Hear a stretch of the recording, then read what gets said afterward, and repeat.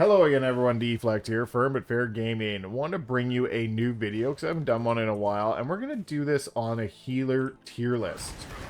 Now, I've been playing Mistweaver, really enjoying it, but I have played them all, and they are a lot of fun, but I wanted to put in what my thoughts are. This isn't going to be meta, because if you want the meta tier list, it's real easy to get to. You don't even have to really do anything. You just have to go to a little spot on Raider IO, and if you want to see the meta, just go to 15 keys and up, and there you go. There's your meta picks. You can go Disc Priest 1, Shaman 2, Mistweaver 3, Druid 4, then we'll go Paladin 5, Evoker 6, and Holy Priest 7. There's your meta. Boom, done. Easy enough. Now, if you want to see what my opinion is of the best healers to pug with, and we'll go 0 to 10 keys, it will be coming up in this tier list because only 2% of the people are doing 12s and above. So let's make a tier list where it will affect the majority. And we'll start, I put them just in the order they came up. So we will go with Disc Priest. Disc Priest is a whole lot of fun to play. 1 minute Mindbender is great. You have it for most packs. It's a phenomenal one to do. Although it is very ramp dependent and a harder one to control the healing on. You are given lots of nice things with Rapture and different abilities with Shield, but you don't have a kick and you don't have a ton of utility, and it's very ramp dependent. And for those keys, it still does a shit ton of healing and it's still a lot of DPS. I'm going to put it in low A because of strictly it's better for a coordinated group than not a coordinated group. And not having a kick is really a big thing this season because the interrupts don't matter. They'll just recast. Or sorry, the interrupts matter, but the stuns and stuff, they just start recasting after they're done. So it kind of is a pain. Hence why Prop Pally is now the top tank because it is the only one with the most amount of interrupts that will stop casts. And it works really well with a Disc Priest, but if you don't have one, you have a different tank, it's not as effective. And again, it's coordinated groups that really can make use of the Disc Priest. That is definitely why I'm not putting it in S tier. Holy Priest, it's getting buffed tomorrow, 25% to 2 of the holy words. It's good. 0 to 10. It just isn't played a lot because Disc is better to play. Again, it runs into the same issue. It doesn't have a kick. It's got limited utility. It does bring PI, which is great, but it's very limited in it. It's a good healer. You always have a button. It's a more of a reactive where you have to prepare to do healing. So it does make it easier as a reactive healer, but you are kind of proc based as well. So first, the argument of some separation, we're gonna put it in C tier. And again, that's my opinion. It could be low B, but if everything's in low B and you have a couple A's, it's just not as fun a tier list. So we're moving on to Paladin. Paladin is still good. It's seen a ton of changes. And because I think melee healing is a little tougher in pug groups, not knowing what they're doing, and that's not the only reason it's going here. It's still it brings decent utility. It brings it's a fun gameplay, and it does some good healing, but I do believe there are other healers that can top this in 0 to 10 keys. If you do play Paladin and you're good at it, that's great. It does well with people who know what they're doing. They can definitely push through keys, but it is a little tougher than the other ones for pug groups, I believe. Mistweaver Monk. Mistweaver Monk brings probably the second most amount of utility out of the healers. It is doing some nutty HPS and damage. The damage rate now is incredible. It is specific to a certain talent build, though. If you run the other hero talents, which are getting buffed tomorrow, you lose out on quite a bit of damage, so it's a sacrifice there. But for pugs, you can run a healing ability and use a healing one that does less damage, but more healing, and it will be very effective. It does a ton of HPS, and you can have reactive healing and planning healing.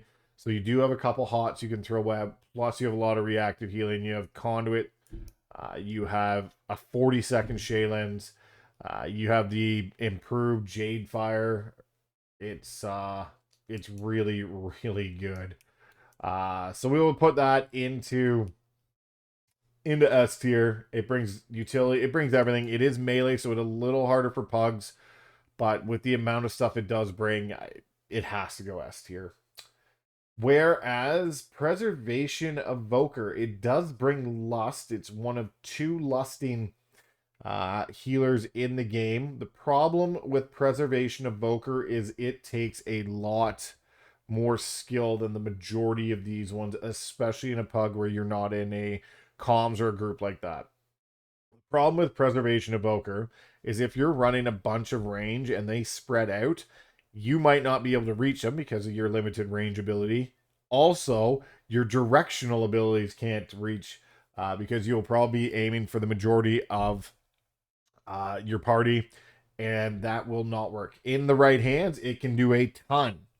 But it is a challenge. Your stasis can be a challenge if you want certain abilities for your stasis, and it just requires a lot more, I guess, knowledge, and you have to be aware of where you are at all times, basically. So where you are, where all your players are, and that can also take a lot more into it. It is a tougher healer to play, but playing correctly again, it can do very well. But because pugs are so unpredictable, it's got to drop down. It's got to go C tier. It just you have some setup, and pugs are unforgiving, and pugs will always take avoidable damage. It's just what they do.